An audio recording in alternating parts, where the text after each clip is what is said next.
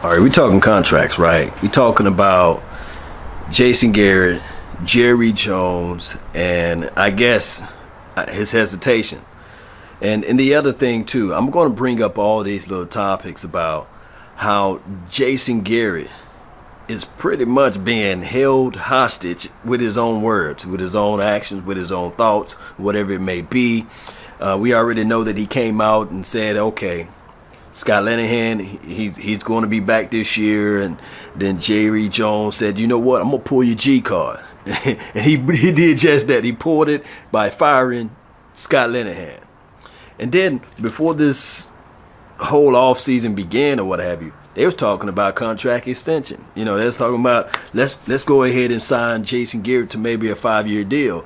You know, Mike, I never quite got the sense that Garrett was actually for real in trouble with the Dallas Cowboys. This is someone they've invested a lot in and really did believe, even when they were 3-5, that he was the coach of the future. Now they know for sure. I am told the Cowboys are positive that Garrett is going to be their coach going forward. And after the season, when this all ends, they do intend to begin negotiating a long-term extension with Garrett, one that is expected to be pretty lucrative considering. Now we hear news that, hey, we're going to put that on the back burner. We're not really going to extend him and things like that. And then on top of that, we hear about the news and the talk tracks of the Kellen Moores of the world. Now, shout out to Kellen Moore. People are really upset at me for saying congratulations to the young guy. All I'm saying is, hey, he's the guy that we just going to have to look at for 2019. At the end of the day, this is Jerry Jones' team. Financially, emotionally, we bought the team in with our emotions. But at the end of the day, all of the decision goes through Jerry Jones.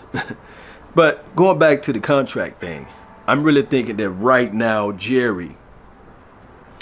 I really do think that Jerry got a change of heart, a change of mind, a change of thoughts on Jason Garrett, because he's not all, I guess, savvy with it now. He's saying that, okay, we're not going to talk about contracts, things of that nature. Somehow somebody got into Jerry Jones here. Maybe he don't see his son the way he supposed to see his son, like he looked at him last year. We'll see though how all this stuff folds around. And if we look at this too, I want to bring up this topic. Jerry Jones said he's not going to make the news announcement because of the Super Bowl. The Super Bowl, as far as the offensive coordinator and off-season moves or what have you, he don't want to make this announcement because of the Super Bowl. He made the announcement, or the team officially made the announcement today. So they let me know that he's backpedaling like Deion Sanders on a lot of things. But I digress. All I want to say is from here is that we got Will McClay during the offseason. We saw how Chris Richard was able. I'm just bringing out some positive. Just bringing out some positive because I know it's a lot of negative energy out there. And rightfully so. We didn't make it far in the playoff. I understand. But the positive aspects of everything. Chris Richard will have another year teaching and gaining trust with his players out there on the field. Developing Byron Jones, developing Cheeto Awuzie, developing Xavier Woods. And then on top of that, we can say this right now, that Rob Marinelli, that front four, man, he got his chances to put his hands on that front four again. And then we already talked about the Jalen Smiths of the world and the LVE. So I'm saying, I'm looking at this defense. We know Will McClay is going to do a fantastic job. I'm going to go ahead and stamp him of approval right now, because we already see that with Will McClay and his scout evaluation, 365 player acquisition, right? We already know that he's going to figure out a way to go out there and get some dogs out there for this defense. So if you put all that together, and we start working on increasing those little small things. Momentum is crazy. There's a YouTube video out there where they had a little domino, and it knocked over another domino, which was a little bit bigger, and then eventually it knocked over a ton. What I'm saying is that it is possible for this team to start moving in the right direction as far as the defensive side of the ball. Now, looking at the offensive side of the ball, what do we need help at more so than anything? I would say this, and I was listening to the Charlie Wise interview on 105.3 The Fan. I posted it the other day on my channel as well. Maybe, just maybe, they can get an explosive tight end, not discounting Rico, not discounting Swain. And shout out to Blake Jarwin, somebody who can complement Jarwin, who also can take advantages of the scheme of the seam routes vertically. Man, that would be nice. And if we can get somebody to help out Ezekiel Elliott. Now, I got a lot of hate mail on that too. Not saying that Ezekiel Elliott needs help, but it would be nice to have a running back that can complement his skill set. Meaning that, hey, 1-2 punch, bam. We already know Ezekiel Elliott, the path of the righteous man, is going to eat. We know that. We know he's going to eat. We just got to figure out ways to put more food on his plate. And when he can eat, he can be a little bit lighter in a sense because somebody else is helping him eat as well. So those are small things we can do during this off season. And of course, going back to the defense, it can happen with a safety. It can change the complexion of this team. Not saying that Jeff Heath is trash, but hey, maybe a younger guy that can be out there, man, it can be nice. So there are ways that this team can improve. We all said that, hey, we can't wait for Scott Linehan to go. Bring in anybody. We brought in Kellen Moore. Now, will he call everything that Scott Linehan called last year? No.